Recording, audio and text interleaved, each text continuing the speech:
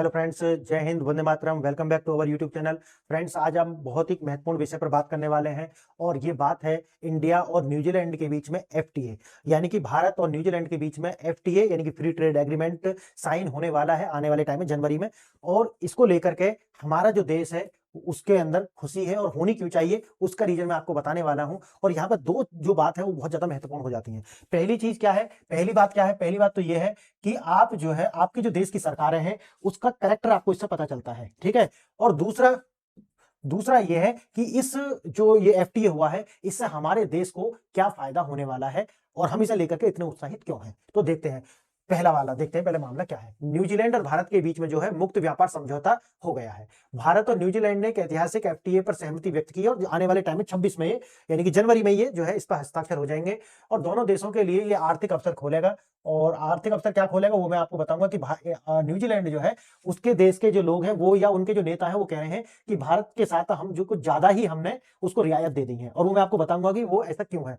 लेकिन वहां के जो लोगों को जो सरकार है वो इतनी तो पागल है नहीं कि वो इसी तरीके से दे देगी, नहीं। उसको एक बहुत बड़ा बाजार मिल गया है, 140 करोड़ लोगों का बाजार। आप समझिए, इतनी बड़ी मार्केट। ठीक, आप कहते हैं ना कि भाई अगर आपका जो सामान है, एक तो ये कि एक ही सामान आप बहुत महंगा बेच दें या फिर छोटे छोटे सामान बहुत ज्यादा बेचें जिससे आपका ओवरऑल जो प्रॉफिट है लास्ट में जाकर के वो ज्यादा होगा। क्लियर है? अगर आपका उद्देश्य प्रॉफिट है तो आप छोटे छोटे सामान ज्यादा बेचेंगे, समझिए, कम प्रॉफिट में बेच देंगे। वही जो है न्यूजीलैंड ने किया है कि उसको इतना बड़ा बाजार मिल गया है कि उसने जो है इस तरीका का, जो मैं अभी आपको इसके प्रावधान भी गिनवाऊंगा, वहां आपको दिखेगा कि ये भारत की ओर झुका हुआ महसूस होता है, ये एफटीए। अब देखिए, 95% जो भारतीय वस्तुओं पर जो टैरिफ है वो लगभग खत्म।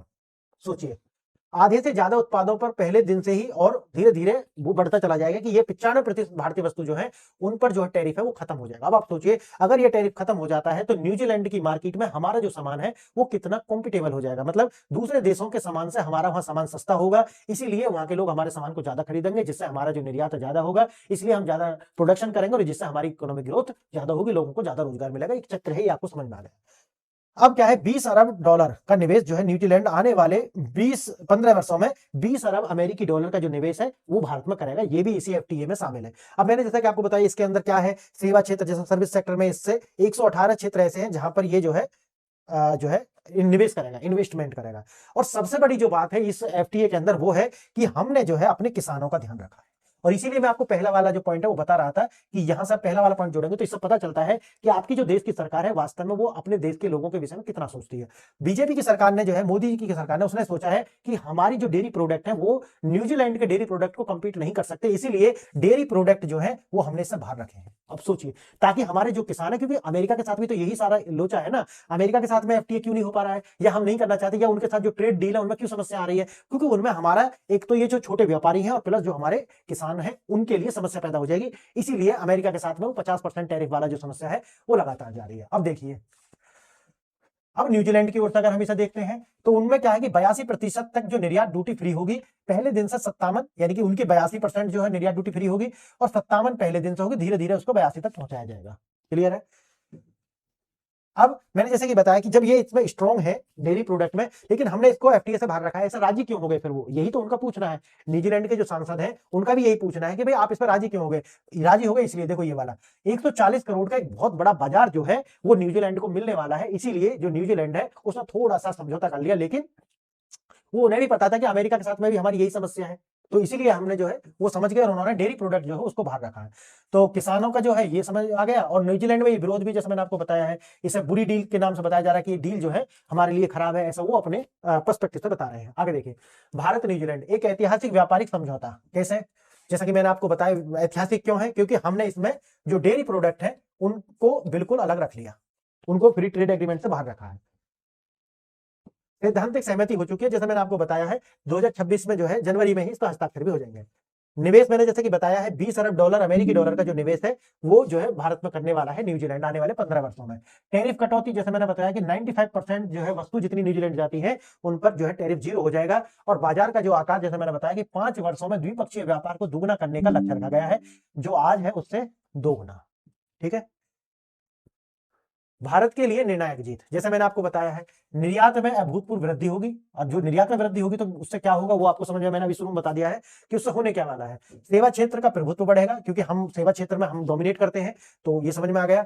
और राजनीतिक निवेश यानी कि रणनीतिक जो स्ट्रेटेजिक इन्वेस्टमेंट यानी कि रणनीतिक जो निवेश है, न्यूजीलैंड से आने वाले 20 अरब डॉलर को हम एमएसएमई और स्टार्टअप्स वगैरह में इनको निवेश कराएंगे, जिससे हमारा जो एमएसएमई सेक्टर है वो भी तेजी से जो है ग्रो करेगा। भारतीय निर्यातकों के लिए दरवाजे खुले हैं। जैसे वस्तुओं पर जो टैरिफ 0 होगी 95%, तो उससे क्या है कि भारत के जो निर्यातक हैं तो वो न्यूजीलैंड के लिए तेजी से निर्यात करेंगे। और जैसे कि मैंने बताया, निर्यात बढ़ेगा तो प्रोडक्शन बढ़ेगा, और प्रोडक्शन बढ़ने से सरकार की आमदनी बढ़ेगी क्योंकि टैक्स देंगे वो, और रोजगार बढ़ेगा और उससे समाज के अंदर प्रोस्पेरिटी आएगी।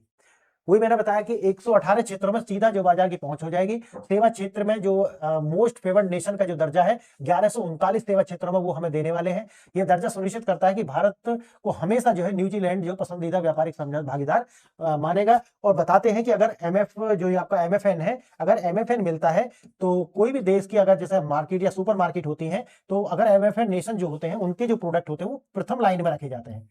क्लियर है मेरी बात? अगर कोई भी प्रोडक्ट लगाए गए हैं तो हमारे इंडिया के प्रोडक्ट फर्स्ट लाइन में आएंगे अगर हम एमएफएन में हैं। क्लियर है? आइए, प्रधानमंत्री मोदी जी जो है उन्होंने इस बात की पुष्टि करी है, जैसे मैंने आपको बताया है कि एफटीए जो है वो हो जाएगा। उन्होंने बताया कि एमएसएमई छात्र और युवाओं के लिए वो जो अनगणित अवसर जो है इससे खुलने वाले हैं, ये होना ही होना। ये तो भारत और न्यूजीलैंड साझेदारी के विषय में उन्होंने ट्वीट करके बताया था।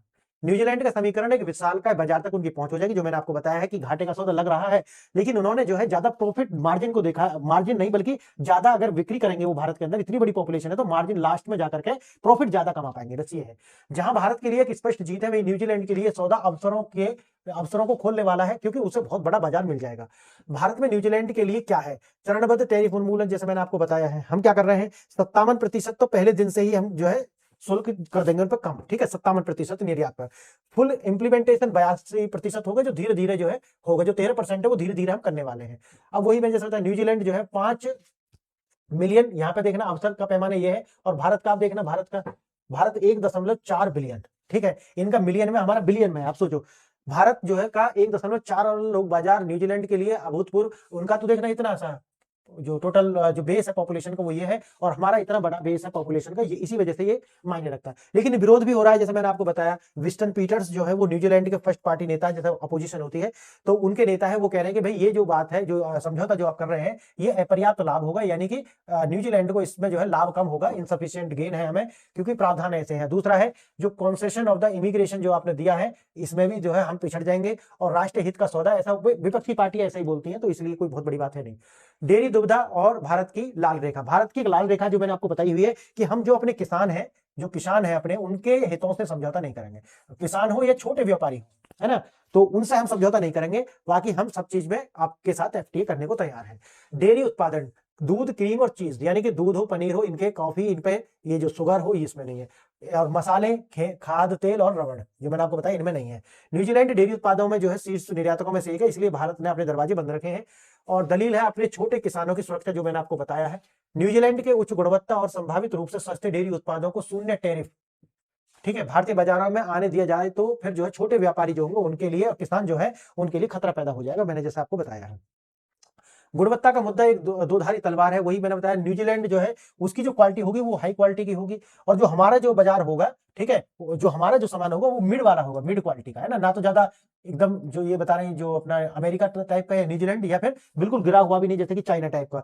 तो हमारा जो है वो बीच वाला रहेगा। न्यूजीलैंड का लाभ जो मैंने आपको शुरू में बता दिया है, इतना बड़ा बाजार है एक ही उनके लिए। वैश्विक अनिश्चितता और भारत की रणनीति, ग्लोबल कॉन्टेक्स्ट, अमेरिका पर निर्भरता जो है इससे कम होगी अगर हम इस तरीका के एफटीए दूसरे देशों से करते हैं। तो हमारा जो एक्सपोर्ट है उसके लिए दूसरे जो हमारे अलग अलग जो है जो चेन है हमारी जो है वो अलग अलग बना रहे हैं हम, ताकि हमारी जो निर्भरता है वो अमेरिका से कम हो। यानी कि जो सप्लाई चेन है उसमें विविधता लाना हमारा एक लक्ष्य है, और दूसरा फायदा तो हमें इससे है ही। न्यूजीलैंड के साथ ये मुक्त व्यापार समझौता इस दिशा में एक बहुत बड़ा कदम है। भविष्य के लिए एक टेम्पलेट जो है ये साबित हुआ है, जैसे ये समझौता भारत के लिए एक ब्लूप्रिंट या फिर एक टेम्पलेट जो है वो हो गया। और इस टेम्पलेट में क्या है, मैंने जैसे आपको बताया है कि हम डेयरी प्रोडक्ट और छोटे किसानों के हितों से समझौता नहीं करेंगे, बाकी हम आपके साथ में एफडीए करने के लिए तैयार हैं। अब इसमें जैसे मैंने आपको बताया है, एक तो सर्विस सेक्टर की ग्रोथ होगी, जैसे मैंने आपको बताया, सिक्योर इन्वेस्टमेंट आएगा, जैसे उन्होंने बता रहा है कि 15 साल में 20 अरब डॉलर, अमेरिकी डॉलर जो है उनका निवेश होगा।